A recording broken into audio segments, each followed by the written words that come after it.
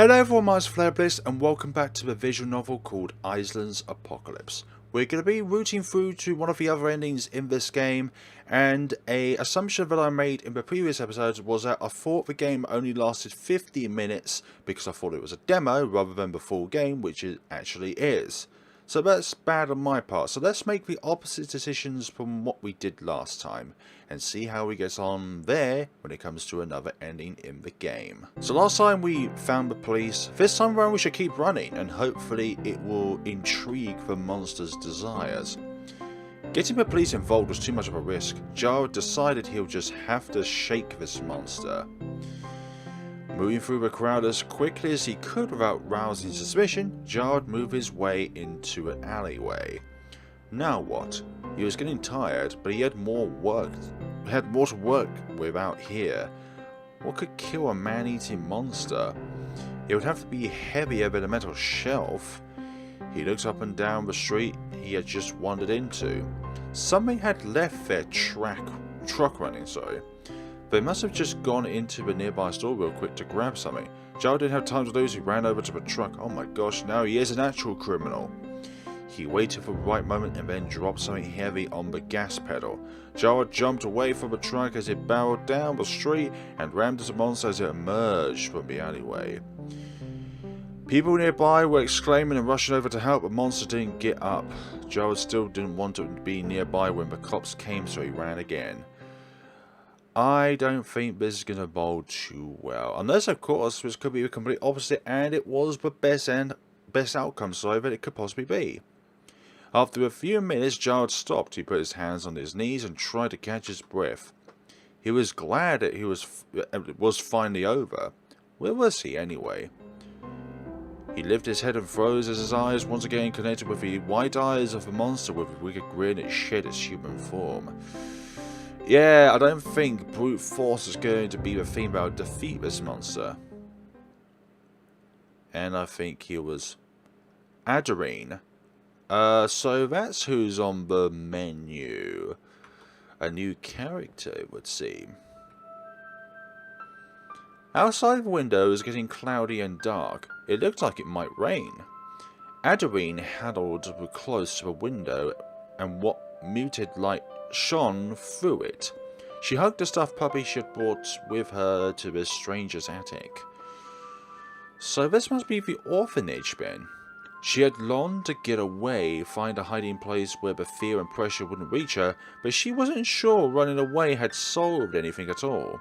And now she was lonely in addition to everything, in addition to everything else. Not addiction, addition. But she couldn't bring herself to go back either. She had wanted time to think, but now all she could think of was dreadful thoughts, hounding the back of her mind that she tried desperately to push away. Shaking her head, she jumped to her feet. After grabbing an umbrella, she crawled out of a hole in the attic wall and lowered herself onto the street. Despite the threat of rain and darkness, she needed to get some air. Fresh air was definitely important. Even at this time of day, people were walking along the street, people going home for the night. Adarine pretended she was perfectly in place here, going home as well, or going to a friend's house for the night. It was the simple things, right? Those things you took for granted until your world turned upside down. For a few moments she was just a girl, just herself, walking. Her chest felt lighter. There was a family walking towards her. A mother, father, and 3 children. The children were excited and laughing, talking about the movie they had just gone to see. She slowed down as they passed her by and then stopped. She must be jealous of that family. She turned and stared at the family. Such a happy family. Tears threatened to spill down her cheeks as she clutched to her chest. It hurts. She ran down the street and ran. Down corridors and alleys until she was out of breath. She sat down in a deserted alley, dark and cold and damp with the promise of rain, and tried not to think at all. Eventually though, she had to move, had to make a decision. But since she was still lost and confused in her own mind, all she could think of was to go back to the attic. With a foggy mind and a heavy heart, she set off to retrace her steps. It started to drizzle. She mechanically opened up the umbrella. Something pricked at the back of Adrine's mind. Something foreign, yet familiar. A chill ran down her spine as she cast aside her umbrella and ran. And ran, and ran into the sunset. Jared, no! What's gonna happen? Scene another one. Jared tripped and fell onto muddy ground. Unfortunately for him, he had entered a construction site that was littered with loose bricks. This was it, Jared thought. This is where he was going to die. Footsteps, heavy and slow, approached. Confident as ever, the monster laughed. You put up a good fight, human. Much better than the tiny ones did. So you're saying that you definitely fought children, that's what it is, monster. How cruel of you. That's because I know. He called them, or referred to them as tiny ones. Jared felt sick. The monster didn't say anything for a moment. It just had an expression of repulsive joy spread across its face. I think I'll let you have your wish. You won't die by my hand. Thorndyke has given me many fine sacrifices. I've grown big and strong, but I can sense another of my kin nearby. Surely they can use a fine meal such as yourself. Jared slowly raised himself up to his knees. The monster walked away. Jared could hear other footsteps fast approaching, however squelching in the fresh mud. Goodbye, human. May you give strength to my family. You. Jared wasn't sure what he had been about to say, but it doesn't matter. Didn't matter. The monster who had been chasing him had left, and another one was coming for him. He was so exhausted, but this one was smaller, right? Maybe if he used the rest of his strength he could win. He quickly picked up the brick he had tripped on. A dark silhouette appeared before him. He threw the brick with all his might. The creature yelped and ducked to recover. Jared cursed. He hadn't managed to hit this monster. He began to laugh morsely. He had been so confident, he thought he could take Thorndyke down, handle any situation that was thrown his way. Hope that wasn't the purple-haired girl that we just encountered earlier. Now he was going to die here, unable to accomplish anything. He thought of his family, how they would miss him. He had been so caught up in these strange murders he hadn't even gone home for the last 3 weeks. He wished he had gone to visit them. Alright, the monster. You monster. Get it over with. Eat me, torture me, I don't care. I don't want to hurt you. Huh? The gentle voice drifted over the rain, timid and quiet. He couldn't help but say something in surprise. The voice was out of a young girl. I thought so. I came to see if you were hurt. I'm sorry. Did they hurt you? You know about the monsters? You need to be careful. That thing said another of his kin was on his way. Jared tried to stand up but suddenly felt even weaker. There's a scratch on his arm and it had started to throb. Is that what he called me? She sounded sad and lost. Jared was confused. Was the monster talking about this girl? She moved out from behind her cover, presumably because she thought he wasn't going to throw projectiles at her anymore. She definitely looks human, not fake human like that monster did. And yet, the monster left when he heard her coming. No, it's somebody else, and she obviously knew about their existence. What are you? His consciousness was starting to fade.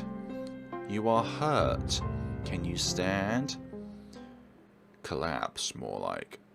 Adorine! Seen stranger. Stranger danger. The rain had graduated from a drizzle to a downpour.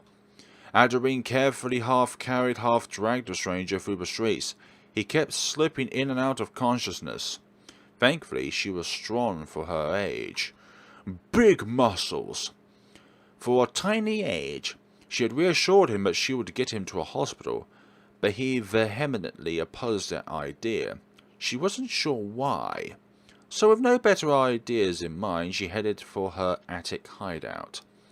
Getting him there wasn't a problem, but getting him inside was a hassle. After the third time he nearly slipped down to the ground, she contemplated just breaking into the empty house, which she had been avoiding doing all this time. But she eventually managed to get him inside. They were both soaked, but she had a ton of blankets and a space heater. She hoped it was enough. At least he wasn't dead, she thought as she watched him fitfully rest on a sleeping bag. So it was either this fate or the fate behind bars.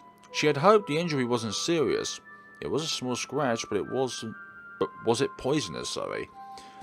The answer floated into her head that he would survive and it would be fine by morning. That's what we would love it to be. Part of her hated the fact that she knew stuff like this, but the knowledge did have its uses. She could spend the night here without worrying about him, at least. It was odd having a stranger in the attic, though. Every time her thoughts drifted off, his tossing and turning and occasionally moaning, drawing her back into the small space. He must have been having nightmares. She wondered what he was seeing deep in his mind, and she wondered what would happen when he woke up. She was a little nervous about someone else knowing about her secret hiding place. Then again, she wasn't the one who found the spot, so it hadn't been that secret in the first place. She listened to the rain pouring down outside. It rained the whole night. So it's a secret empty house, so my assumption of it being the orphanage was wrong. Unless of course the orphanage itself is now empty. Gerald awoken to a bright sunshine against his eyelids. He stared up at the ceiling. Roof? Of an attic? He could scarcely believe he was awake. So many dark dreams had swirled around in his head last night, but they had seemed never-ending. He thought perhaps he was dying, but here he was, groggy, damp and a bit cold, but alive, covered in blankets next to a space heater, with a girl sleeping, her arms hugging her knees by a window. He sat up and the girl blinked awake. Oh, sorry, did I doze off? You watched over me?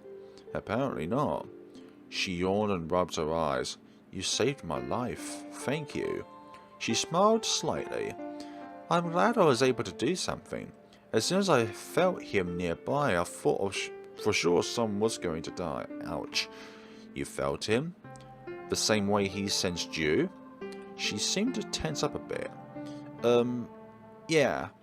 I'm not really sure why or how, but I can sense when there are monsters around, and sometimes other things about them. I'm not like them though. I would never hurt anyone. Intentionally. Clearly you saved your life. You risked your life to save mine. That was very brave. Not really. What are you going to do now? I'm not sure yet. I'm Gerald. What's your name? It's Adarine. Adarine what? She looked away from him suddenly. Does it matter? Oh, Gerald thought as a realization kicked in. Of course she doesn't want me to know. It looks like she ran away from home. Well, it's not like I need the information anyway. Never mind. Thank you so much, Adarine. So the surname is some sort of plot twist to this story. I suppose it isn't fair to ask you for anything else since you already saved my life, but will you help me? Her eyebrows drew together as she frowned. How could I do that?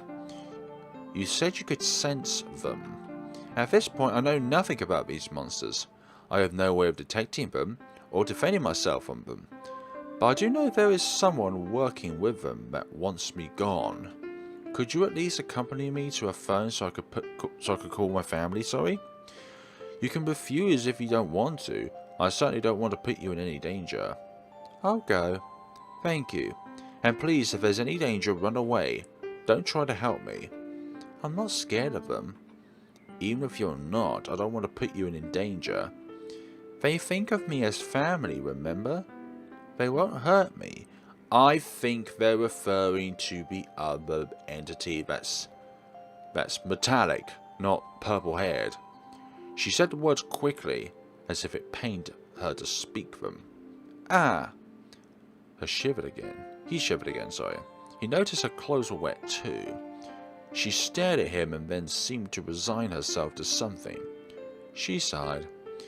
There's probably a washer and dryer in the house below us, maybe even some dry clothes. That's a good idea. Adarine! Insidia. Oh, that's the other mystical entity in the game. Well, not mystical, horrific more like. Gerald and Adarine walked down the street together. For a moment, Adarine smiled, pretending that they were father and daughter. Okay. There's a payphone over there. Alright, I'll wait here. You sure? I don't want to invade your privacy. I'll try to be quick. If you sense anything... Yeah, I know. She watched him walk away in silence. I feel like in this story there's too many detachable features. Like, we're given information but no context of that information. Like, we can sense something, but how did you get to that point where you were able to sense it? Were you just born with it, or was it something that you trained to get? But then again, this is part of the jam, so anything that's not fully fleshed out is understandable. She was playing guard today, she thought. The thought immediately made her sad. However, since it brought back memories of those she never had a chance to save, she kicked a pebble and then felt a sensation pricking against her mind. Oh, a monster was close, coming very quickly, but this was one she was far more familiar with. She looked up at a window that was already perched there, a little winged monster that was staring at her with a grin upon its face. She knew this one very well indeed. That was the monster that helped her find her hiding place. The monster chirped and then glided towards her. It landed on her shoulder, dug its claws into her shirt and took off. Adarine yelped as she went soaring through the air. The winged monster chirped again and made a sharp turn before barreling downward. Well then, it had all happened too fast for Adarine to see, but somehow they have gone underground and were making their way through tunnels of rough earth.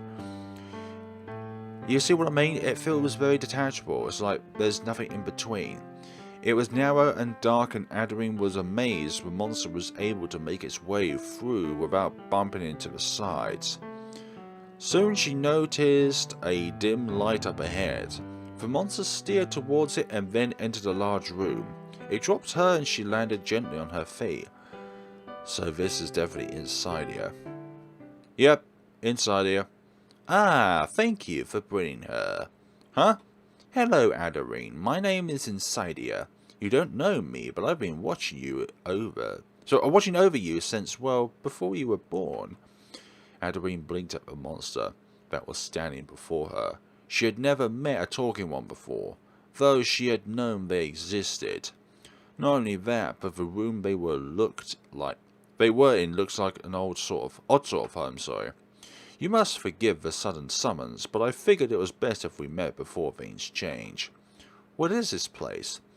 Oh, this? A quiet place where we can talk without being disturbed. You can sit if you'd like. Adarine had noticed that there was an oddly normal-looking table and set of chairs. She said a quick thank you and sat down. Of course, my dear. So, Insidia, what do you mean by things changing? And what are you exactly? And what am I? Ah, I was wondering if you knew or not. I do know that you can sense others of your kin, but I guess the knowledge of who we are is slow in coming to your consciousness. No matter. I may not have time to answer all of your questions now, my dear, but they will come to you on their own, in time. Such is the nature of being our father's daughter. Father? Ah, my poor darling, you really do know nothing. Don't worry. Soon we'll all be set right. I'm glad I asked you to be brought here. I just want you to be made aware that the nature of this city is about to change, and not to be frightened. Your life is going to alter drastically soon, but it is for the better, I assure you. Adarine looked down at her hands folded on the table. Change how? Insidia seemed to think for a moment. Tell me, Adarine, have you ever heard the name Eislyn? Eislyn, from the fairy tale? She saved Memora, I think. I don't really remember.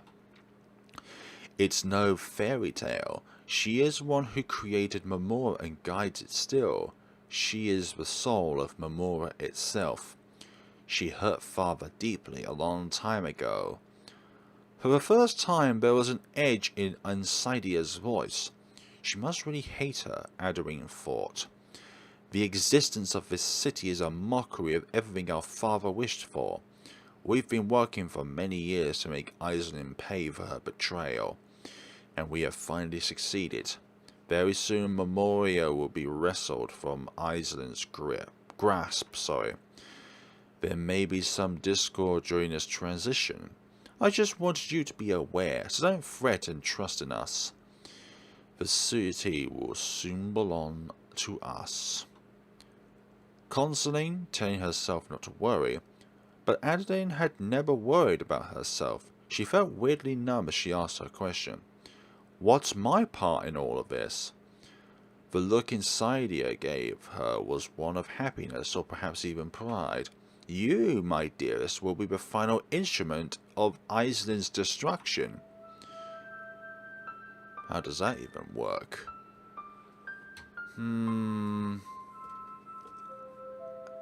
Adarine still had that weird numb feeling as the flying monster dropped her off where he found her and took off into the sky. She knew deep down that Insidia's plans taking over the city meant that the people within wouldn't survive. Suddenly the burden she had been carrying expanded to a degree she couldn't even quite comprehend.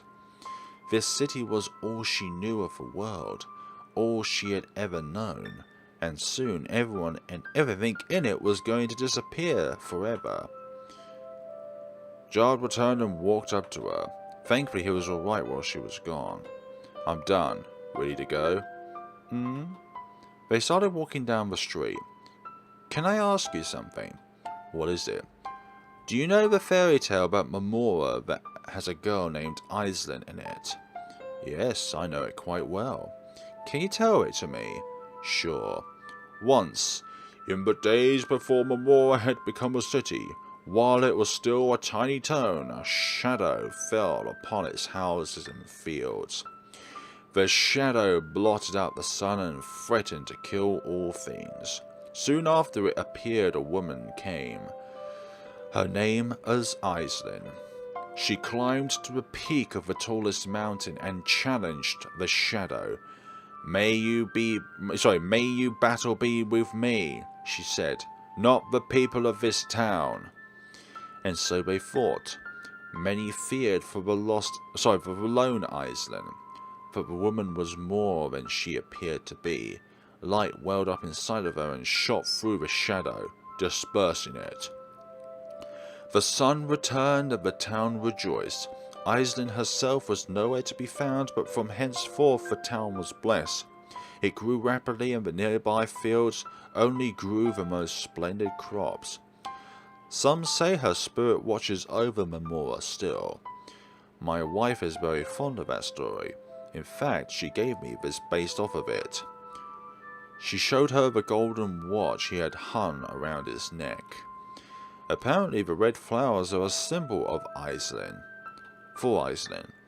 Adarine stared at it for a moment. I see. Jared, what are you going to do now? I'm going to do my best to figure out what these monsters are and stop them. Adarine stopped walking. Something wrong? You can't. Why not? You won't be able to stop the monsters. Not on your own. You should go back to your family and leave the city. I already told them to leave. What? Honestly, I don't want them here with the mess. Especially if Thorndyke knows who I am. But I'm staying. I know the odds of me beating these monsters seems dim. Especially after you had to save me last night. But this is just something I have to do. But I think the situation is more dire than you believe. Go with them. I can't.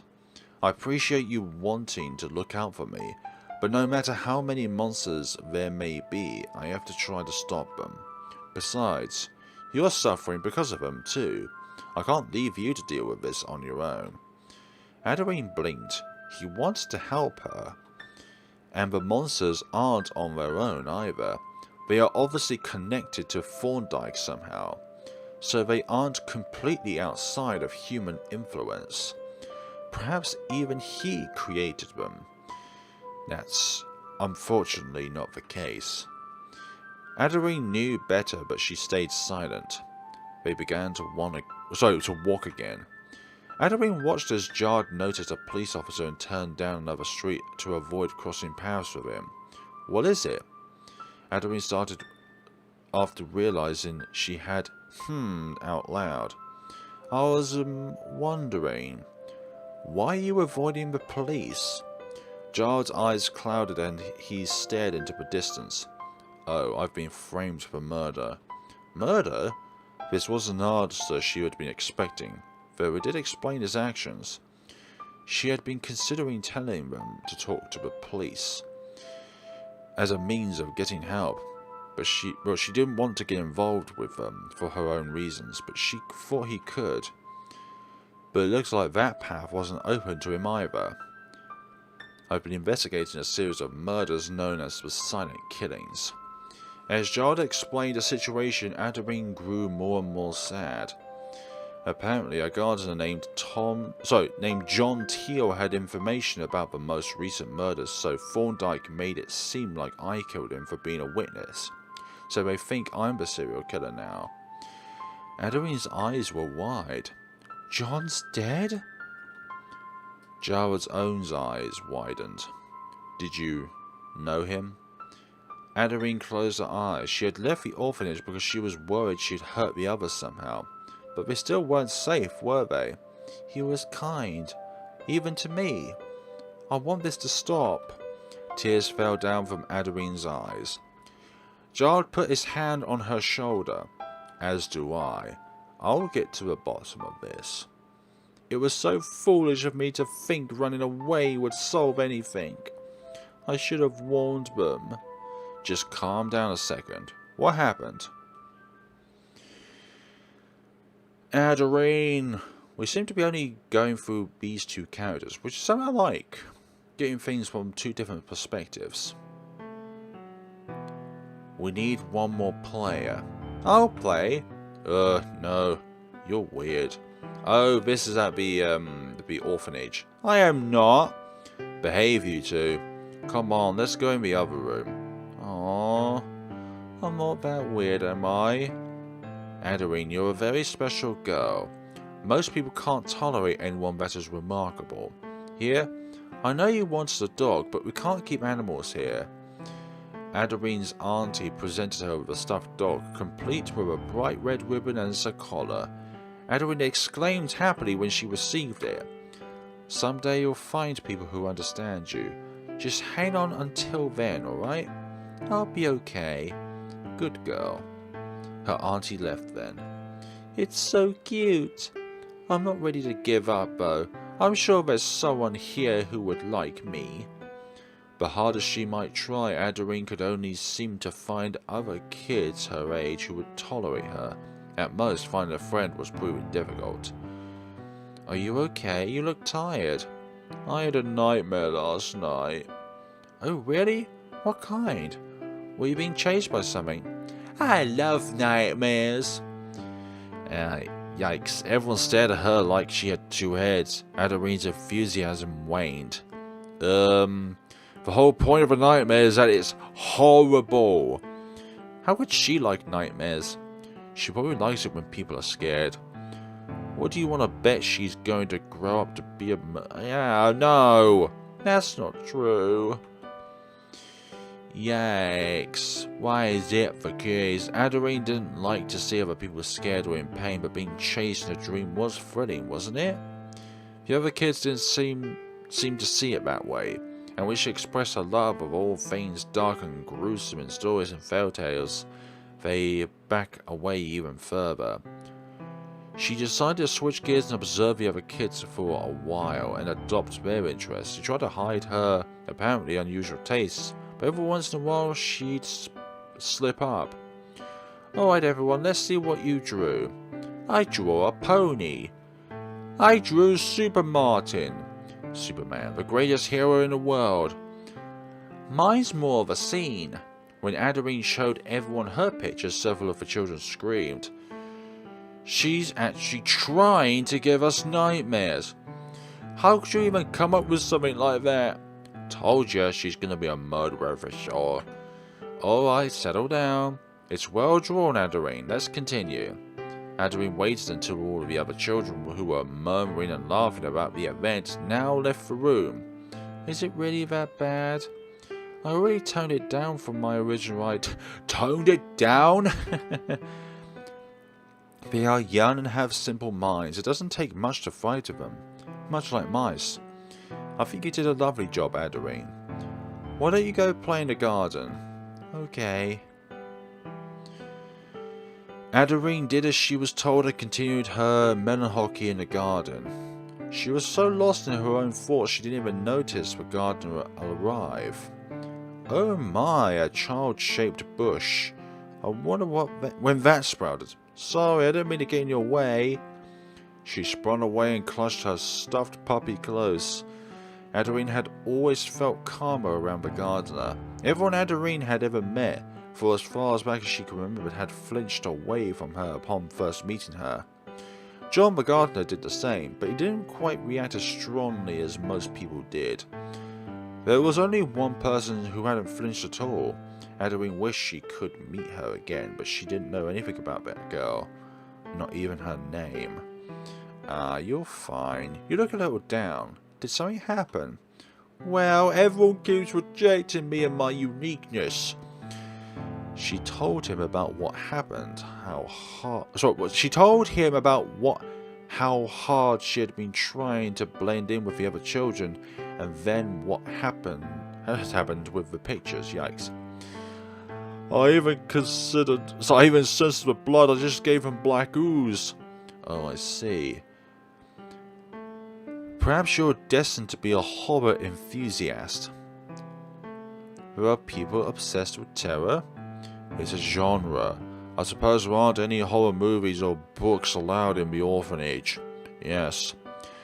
I'll bring you some when I stop by next week. Thank you. And so every week John the gardener brought Adarine a book to read. She gratefully sunk into the dark worlds of the author's minds and felt a little less alone. As the years went by, the situation didn't change. She basically stuck by herself most of the time and tried her best to help her aunt and the others when she could. Some of the kids started to bully her, particularly Martin. Adarine wasn't that fazed by it, but found the whole social dynamic the kids at the orphanage fell into odd. Martin has been adopted by a kind couple. The announcement was quite sudden, but that was just how it was sometimes. Some of the kids were surprised, including Adarine. So this is kind of a spoiler that Adarine was not picked by a couple or an individual to have. Yet another kid who had been mean to Adarine had been adopted out. Adarine started to wonder if potential parents actually liked kids with a mean streak. When she went to pick up her book from John, she noticed that he looked a bit anxious, as did quite a few of the other staff members, excluding Adarine's aunt.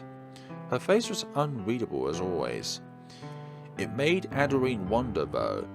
This was not the first time they all looked anxious after a child had been adopted. One day something strange happened. On a day that the gardener wasn't supposed to come, Adarine went out to play in the garden, and she saw something. There on the fence was an odd-winged creature, a tiny monster. Adarine stared at it, captivated.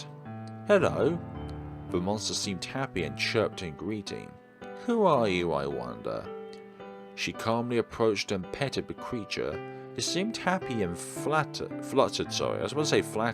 fluttered around her head after she stopped. It flew away and out of sight when another child went into the garden to call her in for supper. Okay, so this explains the context about earlier about how the creature just suddenly snatched her away into Insidia's lair. The next day, the monster was there again. She quickly became friends with it. It didn't come every day, but over time she even started to be able to sense its presence, like a tingling in her mind. On the days it came, she would happily meet it in the garden so that they could go on little adventures. Adeline was actually quite strong and agile, was able to escape the grounds of the orphanage with ease. Sometimes they would play hide and seek in the garden or in the nearby streets. She didn't go too far, of course. She didn't want to risk worrying her aunt. The meetings with the monster became a part of her life. Then, one time, it didn't come to the orphanage at all for 3 weeks. She did start to wonder that something had happened to it, or perhaps it had started to hate her for some reason. Then she felt a strong sensation. She could sense the monster nearby. It felt slightly different and more intense, but she chalked it up to her senses becoming more powerful. As soon as she could get a moment to herself, she slipped away from the orphanage and ran down the street towards it. What was it doing? It was somehow away from any main street, down by the nearby river. She ran through some alleys and then froze when she came across another monster. This one was far larger, bigger than Adeline, and it was feeding on something. A corpse, she realized in shock. It stopped what it was doing and turned to look at her. She wondered if she could run. Then, much like her strange ability to sense these creatures, unaccounted for knowledge found its way into her consciousness. This creature was a friend, and it was killing for her sake as much as its own. The thought made her sick to her stomach. She slowly backed away and went back the way she came, pausing only to throw up once. She wasn't sure what it was killing for her sake meant until the next day. Her aunt announced another child had been very suddenly adopted out. Another kid that was mean to Adeline. The corpse by the river. It was her fault. She was drawing the monsters here. They were killing for her sake. She wasn't sure what to do. She felt awful, so the kids' adoptions along with the killings are somehow connected. It's almost like the family that adopted these kids, i.e. Thorndrake, was something that they were after. Somehow the orphanage knew about this as well. She didn't know what she meant to those monsters, but she had to figure out how to deal with this new knowledge. She needed time. And every moment she spent at the orphanage was just another moment spent visualizing a target on everyone's back. She had to leave. Soon after she decided that, inexplicably, when her flying friend decided to appear again. At first acting normal, as if there hadn't been a huge gap in time since they last met. Then it seemed to be able to sense her feelings and snuggled up on her shoulder. Then it guided her to a hideout where she could be alone. An attic in an empty house. Okay, that's pretty cool. Jarred. Okay folks, we're going to leave things off here. I was hoping to get to one of the other endings, but this path seems a huge amount of difference in comparison to the one that we saw the first time around. So we're going to leave it here folks and get back to the rest of it in the next time. Thank you all so much for watching and see you all in the next time of Eislyn's Apocalypse. Have a good day and take care of yourselves.